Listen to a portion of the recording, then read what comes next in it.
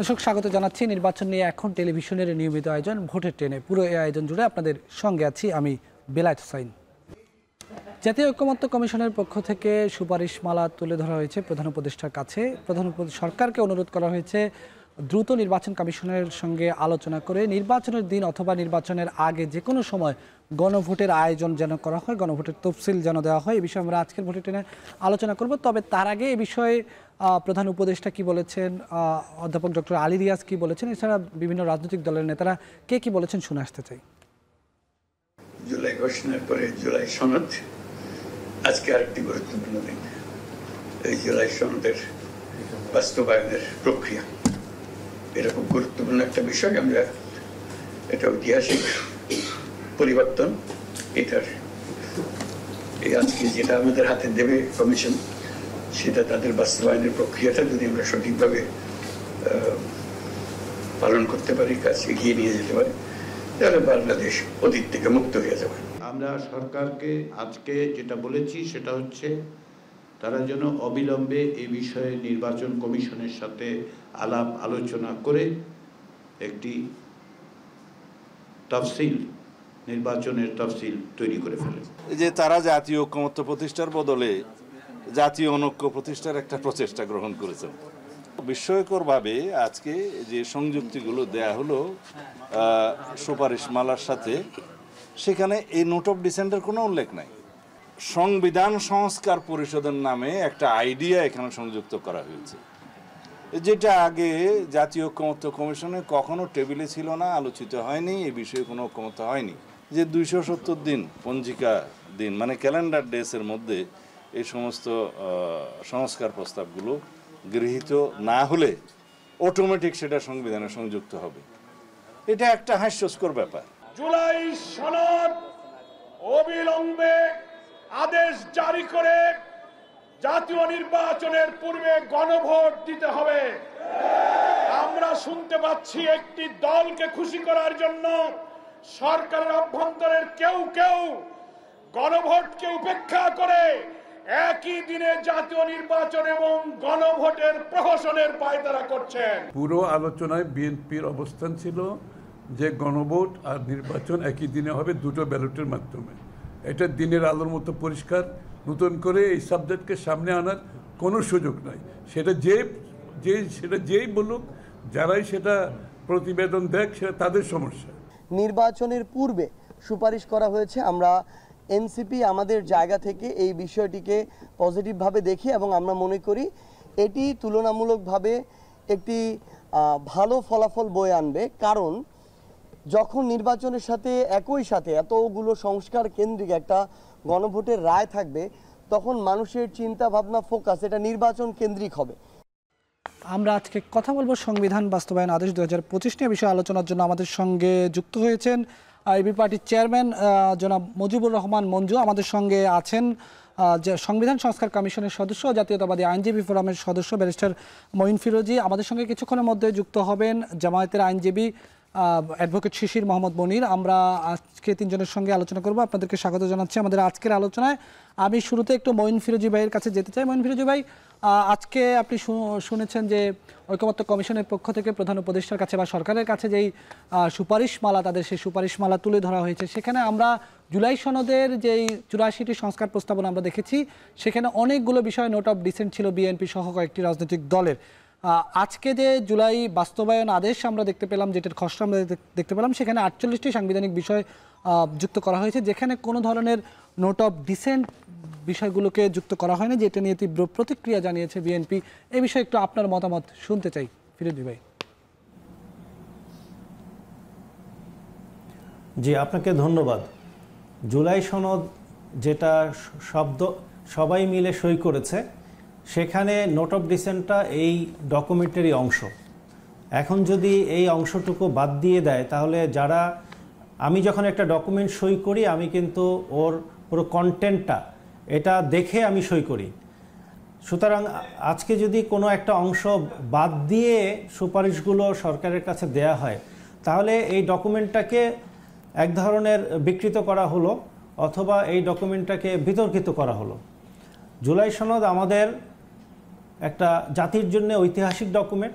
এই ডকুমেন্টটা প্রত্যেকটা দল কিছু কিছু রাজনৈতিক দল বাদে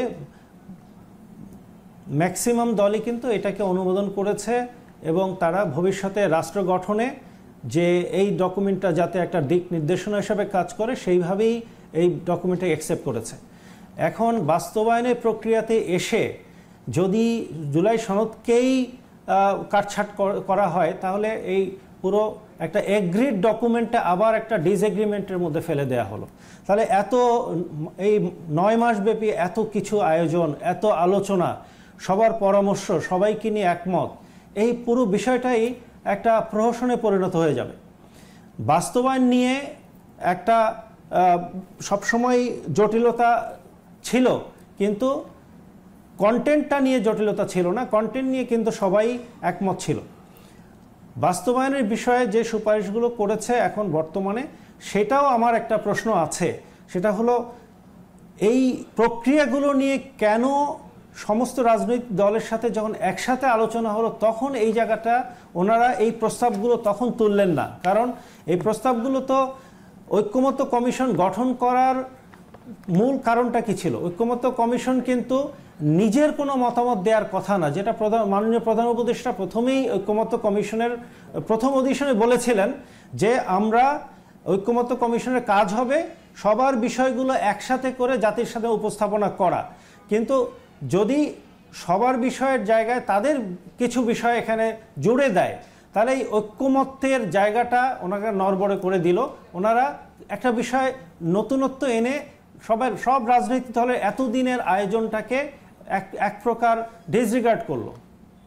জি, আমি একটু মঞ্জু ভাইয়ের কাছে প্রশ্ন করতে চাই। জনাব মুজিবুর রহমান মঞ্জু, এবি পার্টির চেয়ারম্যান। মঞ্জু ভাই, আজকে বিএনপি নেতা সালাউদ্দিন আহমেদ বলেছেন জাতীয় অনৈক্য প্রতিষ্ঠার প্রচেষ্টা গ্রহণ করেছে জাতীয় ঐক্যমত্য কমিশন। অন্যদিকে জামায়াতের সেক্রেটারি জেনারেল মিয়া গোলাম পরোয়ার বলেছেন যারা একই দিনে গণভোট চায় তারা জুলাই সনদকে অকার্যকর করতে চায়। এখানে দুটি বিষয় আছে। মিয়া গোলাম পরোয়ার কিন্তু এই কথাটি বলেছেন যে একই নির্বাচনের দিন জুলাই সনদের যে গণভোটের আয়োজন সেটির কথা বলা হয়েছে, আবার তার আগেও বলা হয়েছে। সব মিলিয়ে এই যে বিএনপি জামাতের মধ্যে যে অনৈক্য সেটি এখনো রয়ে গেছে, এই বিষয়ে আপনার মূল্যায়ন কি আসলে মঞ্জু ভাই?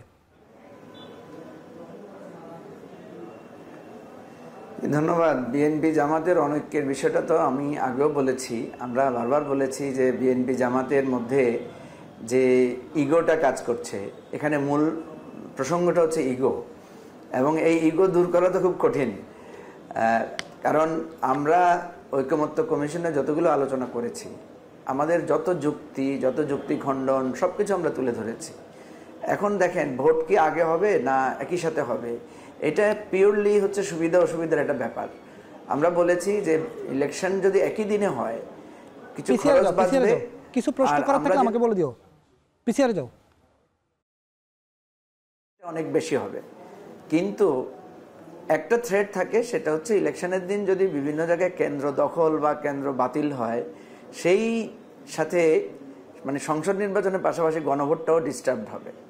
আর যদি আগে হয়, কারণ গণভোট নিয়ে তো মারামারি হওয়ার সম্ভাবনা নাই, তাহলে গণভোট আগে হলে একটা ঝামেলামুক্ত গণভোট হবে, কিন্তু উপস্থিতির ব্যাপারটা হয়তো পার্টিগুলো সেভাবে মোবিলাইজ করবে না, হয়তো উপস্থিতি কম হতে পারে, টার্ন ওভার কম হতে পারে। তো এই দুইটা সুবিধা অসুবিধা বিবেচনা করে নির্বাচন কমিশনের সাথে পরামর্শ করলে সরকার যেটা নির্ধারণ করবে, আমার কাছে যেটা মনে হয় যে সেটা সকলের মেনে নেওয়া উচিত। আপনার মতামত কি? আমি যেটা বলেছি আমারটা। মঞ্জু ভাই, আপনার মতামতটা একটু জানতে চাচ্ছি। গণভোট আসলে একই দিনে হওয়া উচিত নাকি নির্বাচনের আগে হয়ে যাওয়া উচিত? আপনি এই বিষয়ে সুস্পষ্ট, আপনাদের দলের অবস্থান কি? আমাদের দলের সুস্পষ্ট অবস্থান, আমরা মতামত ব্যক্ত করেছি। আমাদের কাছে কম্পারেটিভলি মনে হয়েছে যে ইলেকশনের ডেটে যদি হয়, মানে সংসদ নির্বাচনের দিন হলে আমাদের টার্ন ওভারটা বেশি হবে আর খরচের জায়গাটা একটু কম হবে। কিন্তু এটা সত্য যে যদি নির্বাচনে গন্ডগোল হয়, কোনো আসনের নির্বাচন বাতিল হয়, তাহলে এখানে গণভোট কিছুটা হলেও ক্ষতিগ্রস্ত হবে। অতএব আমাদের মতামতের জায়গায় আমরা বলেছি যে আমরা একই দিনে হওয়ার পক্ষে, কিন্তু সুবিধা বিবেচনায় সরকার যদি মনে করে যে না একটু আগে করলাম, এটাতে আমাদের কোনো জিদ নাই, মানে আমাদের কোনো এমন না যে আমাদেরটা না শুনলেই আমরা মানবো না, এই ধরনের মানে গোড়ামি বা গোয়ার্তমি করার বিপক্ষে আমরা। জি, মঞ্জু ভাই, নোট অফ ডিসেন্ট নিয়ে আমরা কথা বলছিলাম একটু আগে। মঈন ফিরোজ ভাই বললেন যে আসলে এই যে নোট অফ ডিসেন্টগুলোকে যে বাদ দেওয়া হয়েছে কোনো রাজনৈতিক দলের সঙ্গে আলোচনা না করে এটি বাদ দেওয়া হয়েছে, এবং এই বিষয়ে আপনি কি বলবেন? আপনার একটু কথা শুনতে চাই। আপনি তো পুরোটা সময় জাতীয় ঐকমত্য কমিশনে আপনি অংশগ্রহণ করেছেন, আপনি সেখানে পারফর্ম করেছেন, একটু শুনতে চাই এই বিষয়ে যে আসলে কি কোনো রাজনৈতিক দলের সঙ্গে আলোচনা হয়নি এই বিষয়ে একেবারে? জুলাই সনদকে কি কাটছাট করে ফেলা হয়েছে? না, নোট অফ ডিসেন্টের বিষয়টা নিয়ে আমরা আগে থেকেই বলেছি যে বিএনপি বা আরও যারা নোট অফ ডিসেন্ট দিয়েছেন ওনাদেরকে আমরা অনুরোধও করেছি যে আপনারা নোট অফ ডিসেন্টগুলো প্রত্যাহার করে নেন, এবং লাস্ট মুহূর্তে আরও কমিয়ে আমরা এই প্রস্তাবও দিয়েছিলাম যে আপনারা অন্তত উচ্চকক্ষে ভোটের পিরিয়ডটা অন্তত মেনে নেন, এটা থেকে নোট অফ ডিসেন্ট আপনারা প্রত্যাহার করেন। দেখেন, এত বড় একটা আলোচনা হয়েছে, এত কিছুতে আমরা একমত হলাম, এখন সরকারে কে যাবে না যাবে এটা তো আমরা এখনো জানি না, তাই না? তো সুতরাং কেউ যদি প্রি অকুপাইড কনক্লুশন থেকে মনে করেন যে ওনারা সরকারে যাবেন, ওনাদের সুবিধা মতো করে এই সাংবিধানিক সংস্কারটা ওনারা চান। আচ্ছা দেখেন, আমি একটা মানে বোঝার জন্য বলি, কালকে যদি ধরেন এমন হয় যে বিএনপি সংসদে সংখ্যাগরিষ্ঠতা আসন পেল না, তখন কিন্তু এই যে বিএনপি নোট অফ ডিসেন্ট দিচ্ছে এটা কিন্তু তখন তার বিপক্ষেই যাবে, তখন তার কাছে এটা খারাপ লাগবে। অর্থাৎ এই যে ওনারা মনে করে নিচ্ছেন যে ওনারাই সরকারে যাচ্ছেন বা যাবেন, এই ধারণা থেকেই এই নোট অফ ডিসেন্টগুলো ওনারা দিচ্ছেন। এটা কিন্তু ওনাদের জনমত ওনাদের বিপক্ষে যাচ্ছে, আমরা সেটা কিন্তু বোঝানোর চেষ্টা করেছি, এবং আমরা এটা বলেছি যে ঠিক আছে ওনাদের নোট অফ ডিসেন্ট ওনারা দিয়েছেন, কিন্তু জনগণ যদি মনে করে যে না এই নোট অফ ডিসেন্টগুলো এক্সিকিউটিভ প্লেসে বা মানে এক্সিকিউট করাটাকে জনগণ মানছে না, তাহলে গণভোটের মধ্য দিয়ে এটা ফয়সালা হবে। জি মঞ্জু ভাই, আমরা আপনার কাছে আবারও আসবো। আমাদের সঙ্গে এরই মধ্যে যুক্ত হয়ে গেছেন জামায়াতের পক্ষ থেকে যিনি ঐকমত্য কমিশনে অংশগ্রহণ করেছেন, অ্যাডভোকেট শিশির মোহাম্মদ মনির।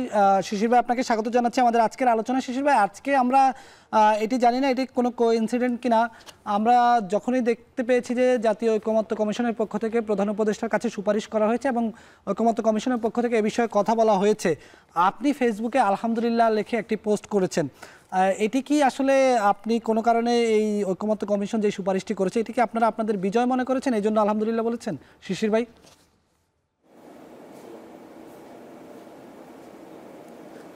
এখন কি আর ফেসবুকে তাহলে আলহামদুলিল্লাহ বলা যাবে না? আলহামদুলিল্লাহ তো মানুষ যে কোনো কারণে যে কোনো প্রেক্ষাপটে বলতে পারে।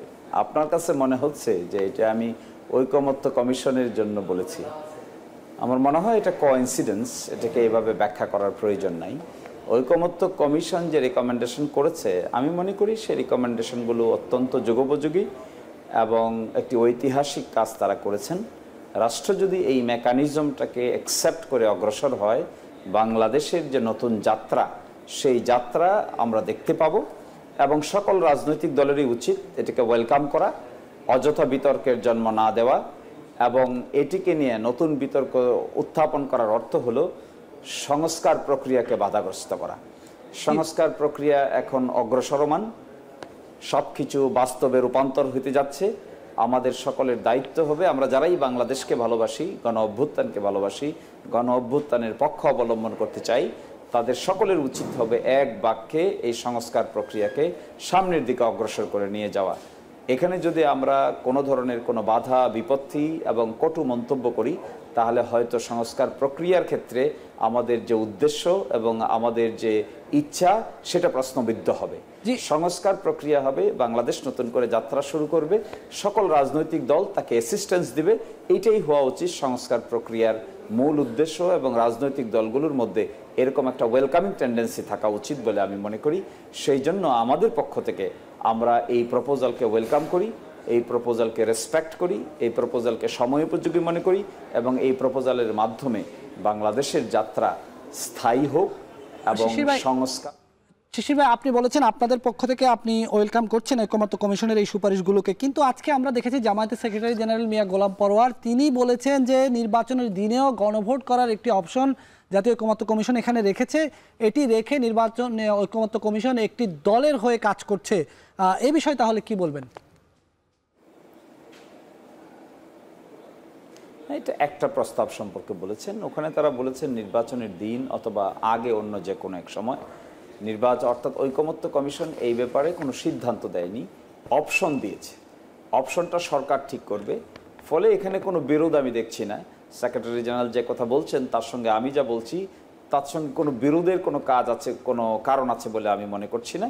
আমি মনে করি যে দুইটা অপশন দিয়েছেন, এই দুইটা অপশনের একটা তো গৃহীত হবে, এবং এই ক্ষেত্রে আমরা মনে করি নভেম্বর মাসের শেষের দিকে গণভোট অনুষ্ঠিত হলে এটা ভবিষ্যতের জন্য, বাংলাদেশের জন্য ভালো হবে। আপনি একটা জিনিস দেখতে পাবেন, জামাত ইসলামী যে প্রপোজাল দেয় এটা অনেকেই অনেকটা দেরি করে বোঝে, কিন্তু শেষ পর্যন্ত এটি বাংলাদেশে অনেক ক্ষেত্রেই অতীতে সত্য প্রমাণিত হয়েছে।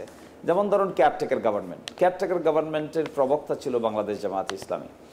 36 বছর পার হয়ে যাওয়ার পরে এখন এসে আমরা সকলে মিলে একমত হচ্ছি যে কেয়ারটেকার গভর্নমেন্টই হলো একটা প্রপার সিস্টেম।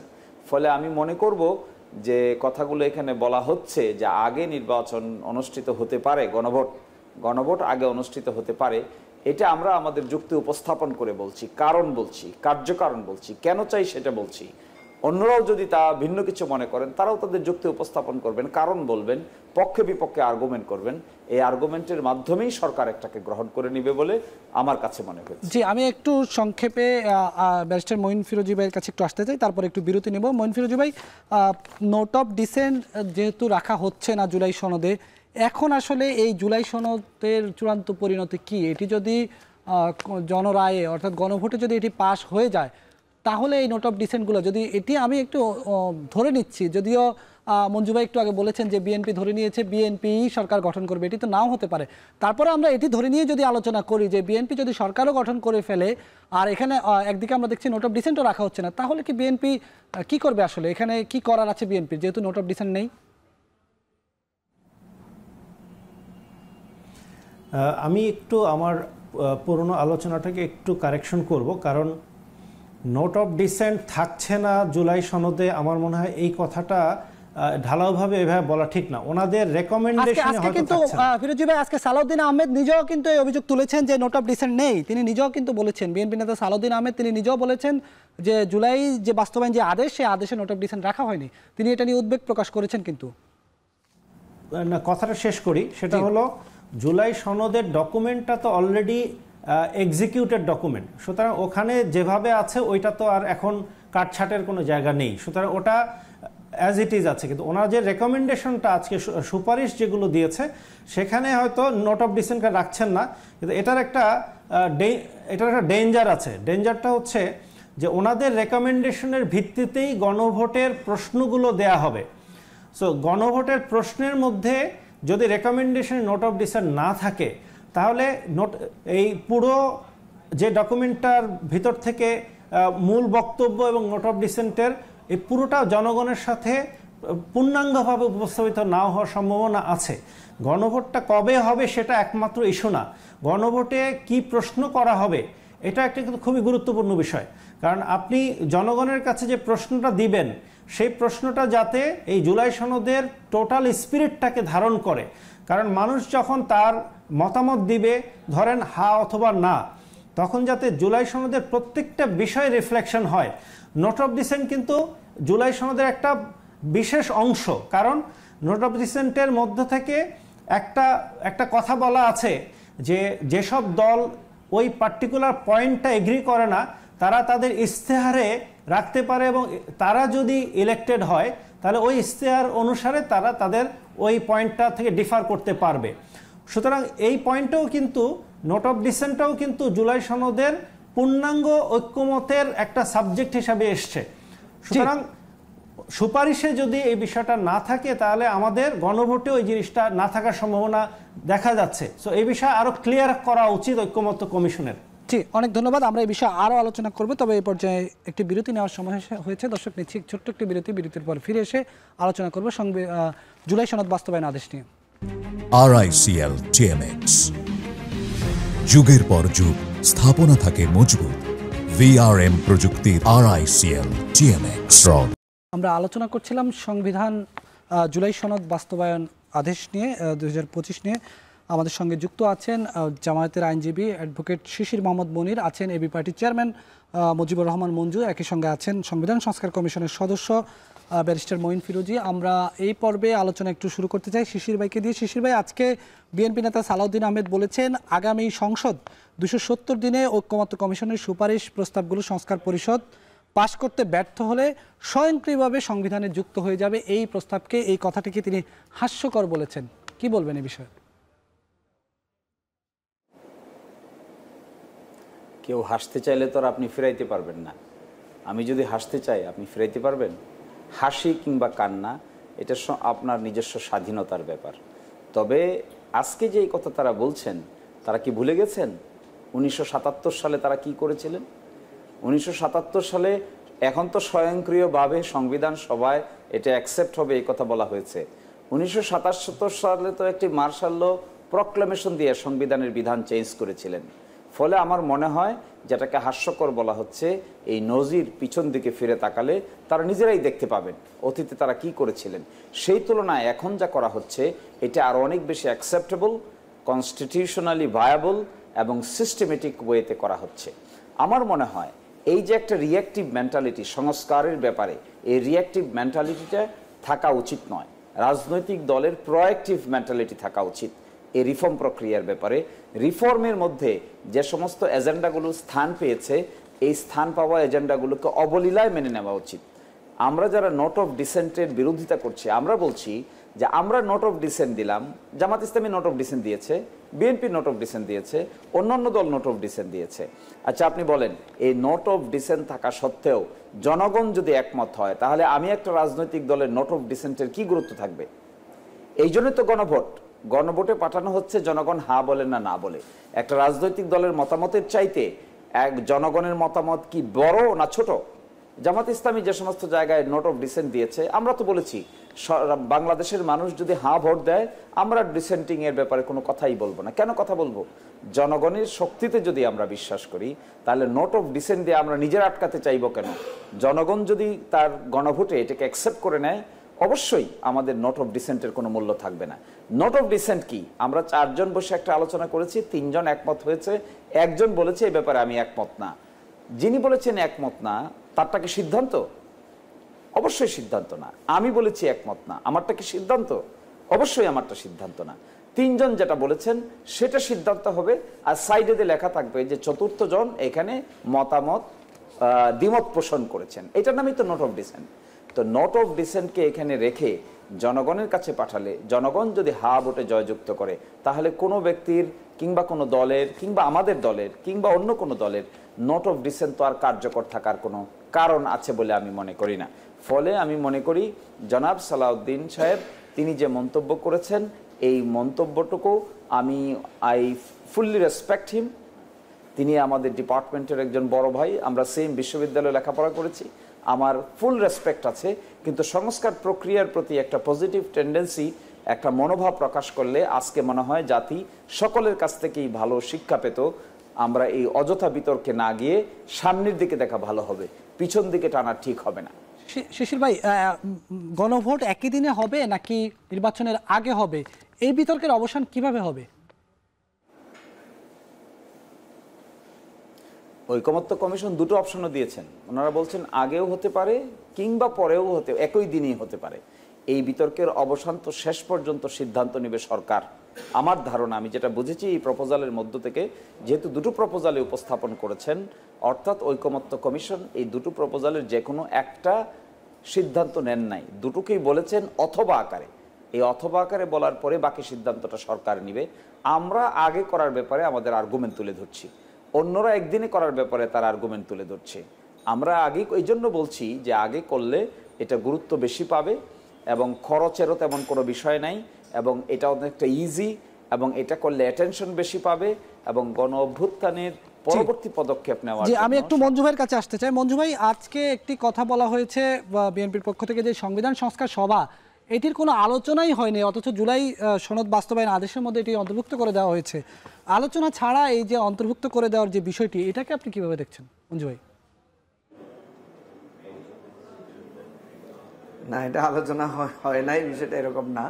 এটা একটা প্রপোজাল ছিল এবং আমরা ওখানে আলোচনাটা এভাবে হয়েছিল যে এই নেক্সট পার্লামেন্টকে একই সাথে দ্বৈত চরিত্র বা দ্বৈত ক্ষমতা দেওয়া যায় কিনা। একটা হচ্ছে, কারণ এখানে একটা জিনিস মনে রাখতে হবে যে আমরা এমন অনেক সংশোধন বা এমন সংস্কারের কথা বলেছি যেগুলো সংবিধানের মৌলিক চরিত্রকে পরিবর্তন করে। সংবিধানের মৌলিক চরিত্রকে পরিবর্তন করার ক্ষমতা কিন্তু পার্লামেন্টের নাই।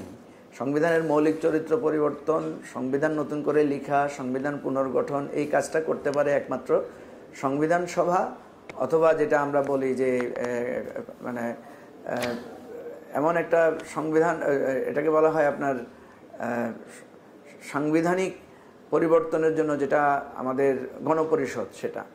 তো গণপরিষদ নির্বাচন যেহেতু হয় নাই, সেহেতু আমরা বলছি গণপরিষদের যে ভূমিকা, এই গণভোটের মধ্য দিয়ে গণপরিষদের ভূমিকায় এই সংসদকে দেওয়া যায় কিনা, সে আদেশটা থাকবে। এখন আমাদের এই আদেশের ভিত্তিতে কিন্তু গণভোটটা হবে। সেই জন্য সালাউদ্দিন ভাই যেটা বলেছেন যে আলোচনা হয় নাই, বিষয়টা সেটা ঠিক না, কিন্তু বিএনপি এই জায়গায় যে প্রস্তাবটা দিয়েছে সেটার ব্যাপারে অনেকের বক্তব্য আছে যে এটা প্রশ্নবিদ্ধ হবে, যে পার্লামেন্ট যদি, ওনারা বারবার বলতে চাচ্ছেন পার্লামেন্ট অ্যাবসোলিউটলি ক্যাপেবল, আর পার্লামেন্ট এই এখতিয়ার রাখে যে সংবিধানের সব ধরনের পরিবর্তন করার। তো একই জিনিসই তো আমরা যেটা বলছি, পার্লামেন্টই তো করবে। তো পার্লামেন্টকে যদি আমি একটা এক্সট্রা দায়িত্ব দিই যে আপনাকে এই দায়িত্বটা দেওয়া হলো, তাহলে আরও সুবিধা না? আমি বুঝলাম না, এটা নিয়ে বিতর্ক করার কি আছে? সালাউদ্দিন ভাইরা বলছেন বা বিএনপি বলছে যে পার্লামেন্ট এটা করার জন্য যথেষ্ট। আমরা বলছি পার্লামেন্ট এটার জন্য সাংবিধানিক এত বড় পরিবর্তনের জন্য যথেষ্ট না, ফলে আমরা গণভোটের মাধ্যমে তাদের একটা এখতিয়ার দিচ্ছি। তো সেই পার্লামেন্টে তো সেটা করছে। তো এই জায়গাটায় আমি মনে করি অহেতুক শুধু সাংবিধানিক ব্যাখ্যা, আর বারবারে আমি যে প্রশ্নটা বলি যে ওনাদের মধ্যে এক একজন মনে করেন যে আমার ব্যাখ্যাটাই সঠিক, এই মনোভাব পোষণ করাটাই হচ্ছে মৌলিক মানে সংকট আর কি। আর যে আলোচনাটা আপনারা এখানে করতে চাচ্ছেন যে এই সংবিধান আপনার 270 দিনের মধ্যে এটা করতে হবে, আসলে দেখেন এখানে কিন্তু চুলচেরা বিশ্লেষণ আলোচনা আমরা করে ফেলেছি। এটা একটা প্রথম অধিবেশনেই এটাকে সংবিধানের অন্তর্ভুক্ত করে নিলে এটার জন্য 270 দিনও কিন্তু অপেক্ষা করতে হচ্ছে না। সুতরাং এখানে কিন্তু দুইটা অপশন দেওয়া হয়েছে। একটা বলা হয়েছে 270 দিনের মধ্যে যদি করা না হয় তাহলে এটা অটোমেটিক্যালি সংবিধানের অংশ হয়ে যাবে। আর একটা কথা বলা হয়েছে যে 270 দিনের মধ্যে এই দায়িত্ব পালন করার পরে আপনার পার্লামেন্টের আর ওই সংবিধান কনস্টিটিউয়েন্ট পাওয়ার যেটা, সেটা আর তার কার্যকর থাকবে না। সুতরাং এখানে মনে রাখতে হবে যে 270 দিনের মধ্যে মঞ্জু ভাইকে একটু থামাই, এ বিষয়ে শুনবো। মঈন ফিরোজী ভাইয়ের কাছে একটু আসি। মঈন ফিরোজী ভাই, নির্বাচন এবং গণভোট একই সাথে হবে, এটা নিয়ে আর আলোচনার কোনো সুযোগ নেই, আমির খসরু মাহমুদ চৌধুরী বলেছেন। আলোচনার কি আসলেই কোনো সুযোগ নেই?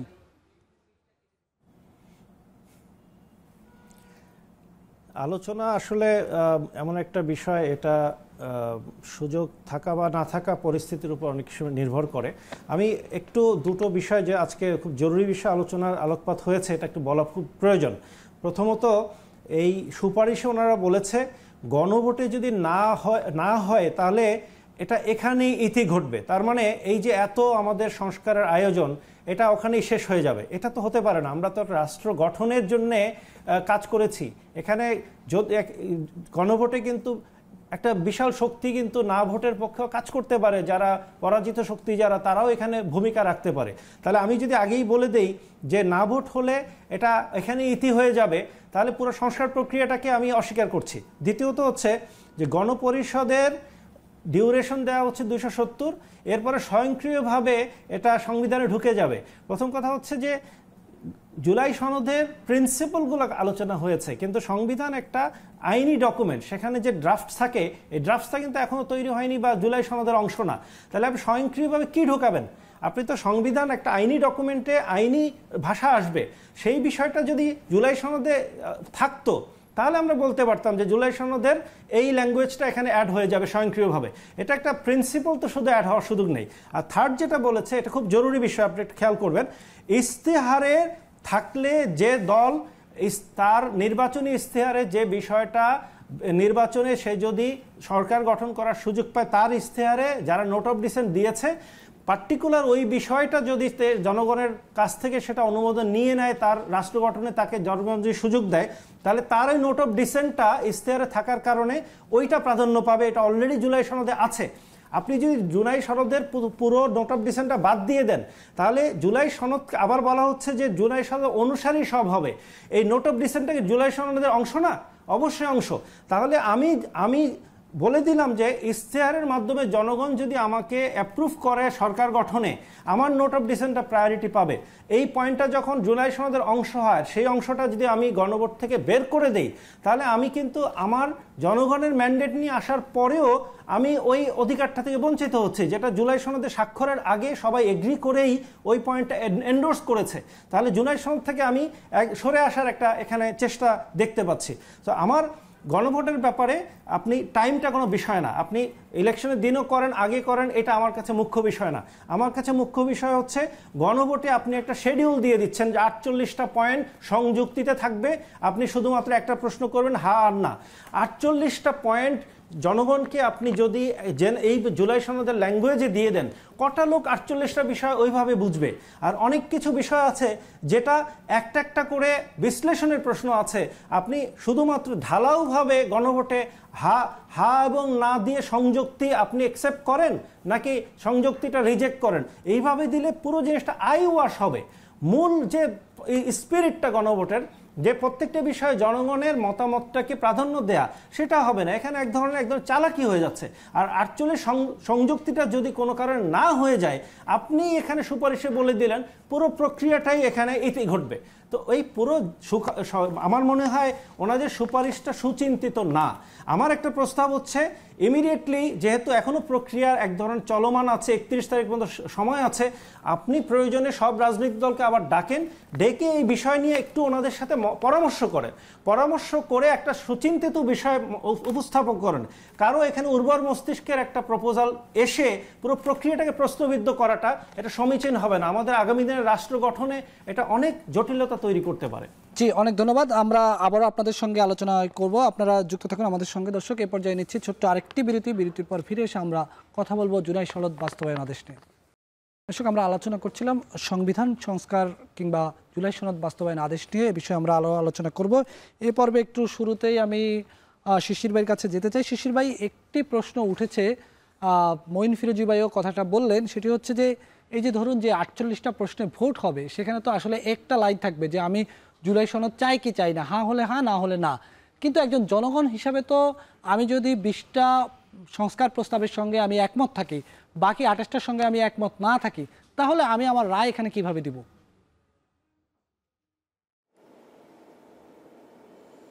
দেখুন, এগুলোর নতুন কোনো প্রশ্ন না, এগুলোর উত্তর আছে। এগুলোর উত্তর ইতোমধ্যে বিএনপি আগে একবার দিয়েছে। শহীদ প্রেসিডেন্ট জিয়াউর রহমান কিন্তু গণভোটের আয়োজন করেছিলেন। আপনি জানেন সেই প্রশ্নটা কি ছিল? সেই প্রশ্নটা ছিল প্রেসিডেন্ট জিয়াউর রহমান কর্তৃক গৃহীত সকল নীতি এবং পদক্ষেপের সাথে আপনি একমত কিনা। আমাদের জনগণ তখন হা বলেছিল।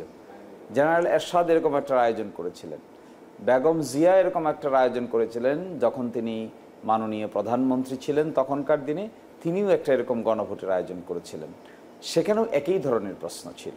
গণভোটের প্রশ্ন এরকমই হয়, বাকি সবগুলোকে দিয়ে দেওয়া হয় এবং তার পরিপ্রেক্ষিতে বাঞ্চ আকারে একটা প্রশ্নই থাকে। তুরস্কে এরকম হয়েছে, বাঞ্চ আকারে প্রশ্ন উত্থাপন হয়েছে এবং জনগণ হা না বলেছে। ফলে এটা কোনো প্রশ্নই না, এটা কোনো কনসার্নই না। এটা ইতিমধ্যে অ্যাড্রেস হয়েছে এই দেশে এবং বিএনপির যিনি প্রতিষ্ঠাতা ছিলেন শহীদ প্রেসিডেন্ট জিয়াউর রহমান, তিনি এই প্রশ্নের সমাধান করে গেছেন। ফলে এই প্রশ্নটাকে এখন নতুন করে এনে আর একটু পরিস্থিতি কমপ্লেক্স করার কোনো অর্থ আছে বলে আমার কাছে মনে হয় না।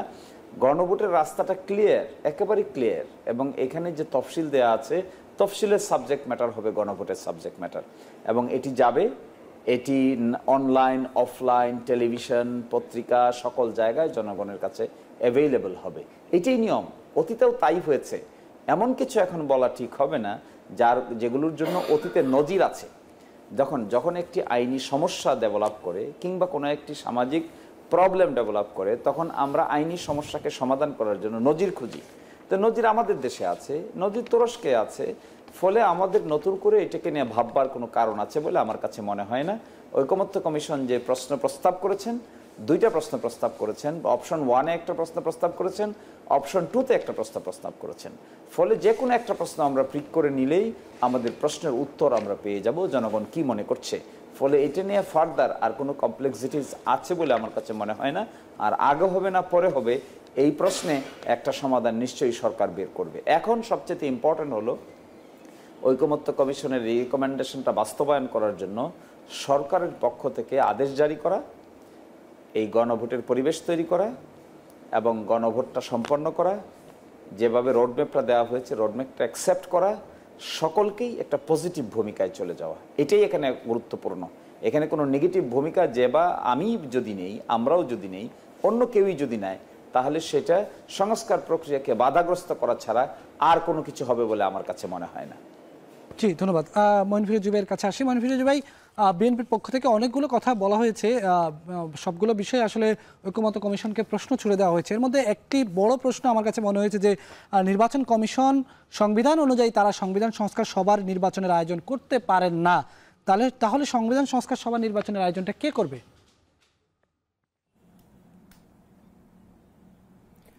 না, সংবিধান সংস্কারের বিষয়ে যে পরিষদটা এসছে এটা অ্যাকচুয়ালি একটু গোজামিল দিয়ে করা।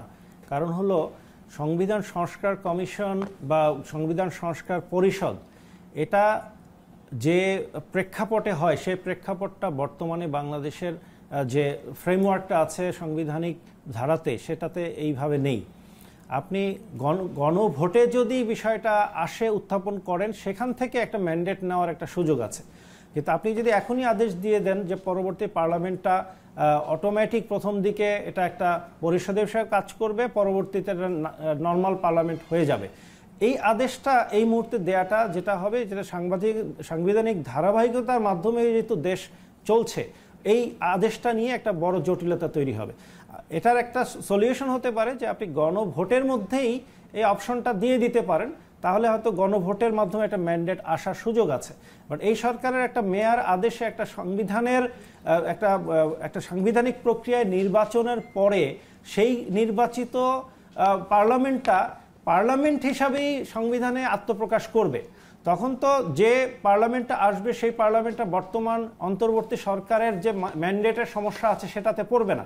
তারা একটা সাংবিধানিক পরিক্রমায় তারা একটা নির্বাচিত সরকার গঠনের মাধ্যমে বা নির্বাচিত পার্লামেন্ট গঠনের মাধ্যমে একটা সাংবিধানিক স্বাভাবিক প্রক্রিয়ায় চলে আসবে। সেই স্বাভাবিক প্রক্রিয়াকে যখন আপনি একটা নতুনত্ব এর মধ্যে অ্যাড করবেন, তাহলে কিন্তু সাংবিধানিক প্রক্রিয়ার যে অংশটা সেটাকে এখানে আপনি সম্পূর্ণ একটা নতুনত্ব দিচ্ছেন, যার কোনো ম্যান্ডেট নেই, যার কোনো ব্যাকিং নেই। যেমন পার্লামেন্টটা হচ্ছে সংবিধানের আলোকে, নির্বাচনটা হচ্ছে সংবিধানের আলোকে, নির্বাচন কমিশন গঠন হচ্ছে সংবিধানের আলোকে, এই সংবিধানটা ম্যান্ডেটটা দিচ্ছে।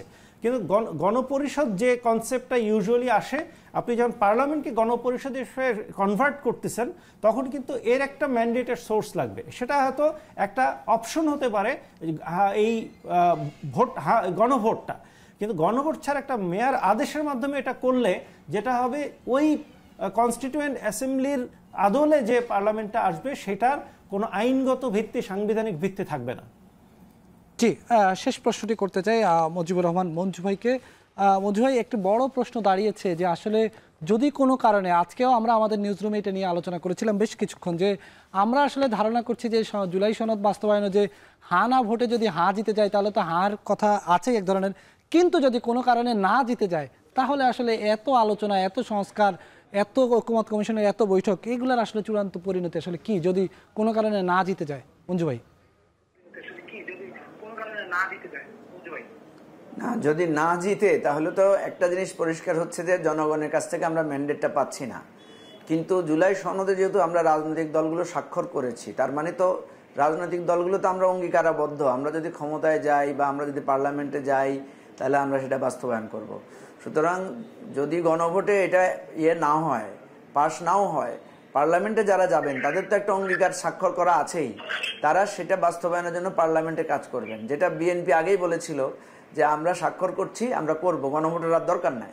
আমরা গণভোটে গিয়েছি এই জন্য যে যাতে কেউ বলতে না পারে যে আপনারা জুলাই সনদটা আপনারা 30টা পার্টি মিলে করেছেন, এখানে তো আমরা কেউ এটার অংশীদার না, এটা একটা। দ্বিতীয়, আমরা যেটা করতে চেয়েছি সেটা হচ্ছে যেহেতু কনস্টিটিউশনে ফান্ডামেন্টাল কিছু চেঞ্জ আসছে, সেই ফান্ডামেন্টাল চেঞ্জটা যাতে কেউ বলতে না পারে যে কনস্টিটিউশন পার্লামেন্ট এটা কিভাবে করবে, সেই জন্যই আমরা গণভোটের মধ্য দিয়ে এই এখতিয়ারটা পার্লামেন্টকে দিচ্ছি। এখন গণভোটের মাধ্যমে যদি পার্লামেন্টকে সেটা এখতিয়ার দেয়া না হয় এবং ফাইনালি যদি সেই বিষয়টা না হয়, তাহলে তো এটা বোঝা যাচ্ছে যে আমরা এই জায়গায় পার্লামেন্টের যে ক্ষমতাটা জনগণের কাছে চেয়েছিলাম, জনগণ সেটা দেয় নাই। তাহলে আমাদের যে অঙ্গীকার আছে সেটা তো অটুট আছে, যে আমরা তো স্বাক্ষর করেছি, সেটা আমরা করবো। সুতরাং সেটা সেভাবেই আগাবে। এখানে আমি মানে একেবারেই সব বাতিল হয়ে যাবে, পুরো প্রসেস মানে ভণ্ডুল হয়ে গেল, বিষয়টাকে আমি সেভাবে মনে করি না আর কি। জি, সেক্ষেত্রে কনস্টিটিউয়েন্ট যে পাওয়ার পাবে সেই পাওয়ার তো আর পাবে না, তাহলে কিভাবে বাস্তবায়ন করবে সংবিধান সংশোধনের যে বিষয়গুলো আছে? মঞ্জু ভাই, এটা একটা মৌলিক প্রশ্ন যে কনস্টিটিউয়েন্ট পাওয়ার যদি পার্লামেন্টের না থাকে তাহলে কি হবে। তখন যেটা আমরা করি আর কি, পার্লামেন্ট তখন এই জিনিসগুলোকে করে দেন একটা গণভোটের আয়োজন করতে পারে, আর একটা গণভোট সরকার করতে পারে। মানে পার্লামেন্টে ধরেন এই যে সংশোধনীগুলোর যখন আলোচনা হবে, তখন পার্লামেন্টে তো একটা প্রশ্ন আসবে যে আমরা পার্লামেন্টের এই ফান্ডামেন্টাল জায়গাগুলো তো চেঞ্জ করতে পারি কিনা। তখন কথা এটা আসবে যে হ্যাঁ আমরা পারি, আমরা একটা প্রপোজাল আকারে তৈরি করি, দেন আমরা আবার একটা ফার্দার রেফারেন্ডামে যাব। রেফারেন্ডাম যদি এগ্রি করে তাহলে পারবে। মানে আমি সহজভাবে যেটা বুঝি, আসলে দেখেন এখানে মঈন ফিরোজী যেগুলো বলেছেন বা শিশির মনির যেটা বলেছেন, এই ধরনের সাংবিধানিক বিতর্ক আমরা কিন্তু দিনকে দিন করে ফেলেছি। এগুলো তো নতুন কিছু নাই ওনাদের কথায়। এই সমস্ত আলোচনা, পর্যালোচনা ব্যাপকভাবে আমরা এটা করেছি। তো সুতরাং এখন যেটা দাঁড়াচ্ছে সেটা হচ্ছে যে আমরা একটা সলিউশনে পৌঁছতে হবে, কারণ সংবিধানের ব্যাখ্যা যে যার মতো করে দিচ্ছেন। ফাইনালি আমরা যেটা মনে করি যে জনগণের উইলটাই হচ্ছে ফাইনাল। এটা গণ অভ্যুত্থানের মধ্য দিয়ে আমাদেরকে জনগণ সমস্ত কিছুর একটা এখতিয়ার দিয়েছে এবং সেটার ভিত্তিতে এই রাষ্ট্র, এই সরকার পরিচালনা করছে। সুতরাং এখানে এসে আবার সরকারের কর্তৃত্বের প্রশ্ন তোলাটা যাতে আর কেউ তুলতে না পারে, সেজন্য কিন্তু লাস্ট মুহূর্তে এসে আমরা কিন্তু গণভোটে একমত হয়েছি। সুতরাং সবচেয়ে বড় কথা হচ্ছে যে আমাদেরকে আগের রাজনীতি থেকে ফিরে এসে নতুন রাজনীতির যে বন্দোবস্তটা, আকাঙ্ক্ষাটা আমরা করেছি, যতটুকু পেরেছি এতটুকুই আমাদের অ্যাচিভমেন্ট। আমরা রক্ষা করব। আর যারা করবে না তাদের বিচারটা আমরা জনগণের কাছে ছেড়ে দেবো। ইতিমধ্যে তো জনগণ আমরা দেখতে পাচ্ছি যে যারা নোট অফ ডিসেন্ট দিচ্ছেন বা যারা বিভিন্ন বিষয়ে আপত্তি তুলছেন, জনগণই তাদের ব্যাপারটা নিয়ে কিন্তু বুঝতে পারছে যে আসলে তারা সংস্কারের ব্যাপারে কতটুকু আন্তরিক বা ইত্যাদি বিষয়গুলো। সুতরাং আমি মনে করি যে সরকার যে আমাদের সঙ্গে আলোচনায় যোগ দেওয়ার জন্য, দর্শক আমরা আলোচনা করছিলাম জুলাই সনদ বাস্তবায়ন আদেশ নিয়ে। আমাদের সঙ্গে 3 জন অতিথি যুক্ত ছিলেন, তারা বিশদ আলোচনা করেছেন আমাদের সঙ্গে এই বিষয়ে। দর্শক, এই ছিল আজকের ভোটে টেনের আয়োজন। সাথে থাকার জন্য ধন্যবাদ।